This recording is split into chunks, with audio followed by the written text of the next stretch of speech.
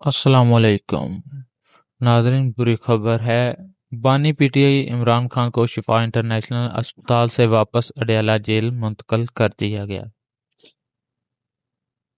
آج کی نئی تازہ ترین صورتحال 21 اگست 2026 کی روز جمعہ صبح 6 بجے کی نیو جو خبر ہے وہ میں آپ کے ساتھ شیئر کروں گا۔ اگر آپ اس چینل پر نئے ہیں تو پلیز چینل کو سبسکرائب کر دیں، بیل آئیکن پر پریس کر دیں۔ ویڈیو اچھی لگی تو ویڈیو کو لائک کمنٹ شیئر ضرور کیجیے گا۔ جیل ذرا کا کہنا ہے کہ بانی P T I Imran Khan کو واپس اڈیالہ جیل منتقل کر دیا گیا ہے۔ انہیں اسپتال سے اڈیالہ جیل انتہائی سخت سیکیورٹی میں لایا گیا۔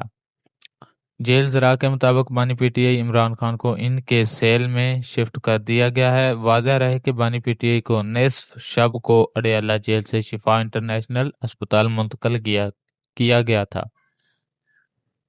عمران خان کو شفا انٹرنیشنل اسپتال منتقل کرنے سے قبل اسپتال ذرا کا کہنا تھا کہ بانی پی ٹی آئی کا چیک اپ کیا جائے گا۔ 6 ماہر ڈاکٹروں کی ٹیم بانی پی ٹی آئی کا چیک اپ کرے گی۔ چیک اپ کے بعد بانی پی ٹی آئی کو اسپتال میں داخل کرنے سے متعلق فیصلہ ہوگا۔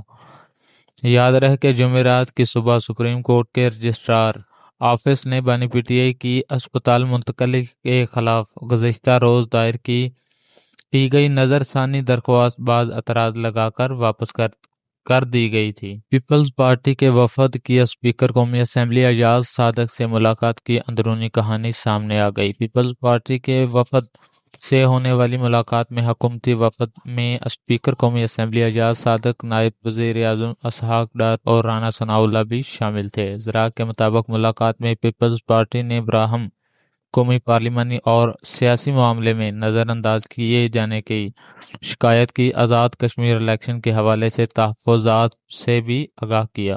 ذرا کا کہنا ہے کہ پیپلز پارٹی کے ارکان نے کہا ہے کہ حکومت کی وعدہ خلافیاں جاری رہیں تو ساتھ چلنا مشکل ہو جائے گا۔ پیپلز پارٹی نے آزاد کشمیر الیکشن میں دھاندلی کے سنگین الزامات کی تحقیقات کا مطالبہ کیا۔ ذرا کے مطابق حکومتی وفد کا کہنا تھا کہ Peoples party Azad Kashmir election میں دھاندلی کے ٹھوس شواہد دے تو تحقیقات کے لیے تیار ہیں۔ قانون سازی کے معاملے پر بھی پیپلز پارٹی کے خدشات دور کریں گے۔ ذرا کا کہنا ہے کہ دونوں جماعتوں نے قانونی اور پارلیمانی امور پر رابطے میں رہنے پر اتفاق کیا۔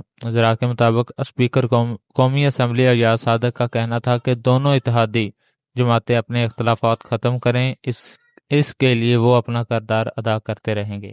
Chief of defence forces field marshal Asim Munir کا کہنا ہے کہ بلوچستان کی تقدیر صرف بلوچستان کے عوام کے ہاتھ میں ہے۔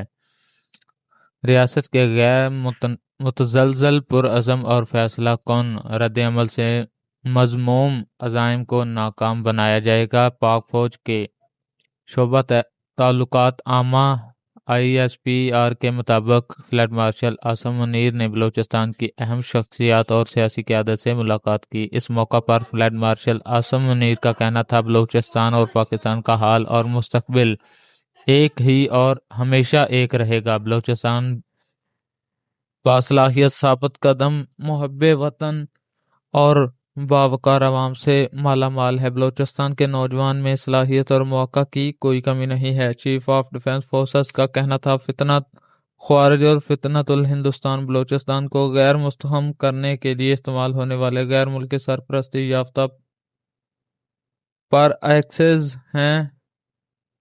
یہ بلوچستان کی ترقی میں رکاوٹ ڈالنے اور ریاست و عوام کے درمیان خلیج پیدا کرنے کے لیے غیر ملکی سرپرستی یافتہ پر ایکسز ہیں۔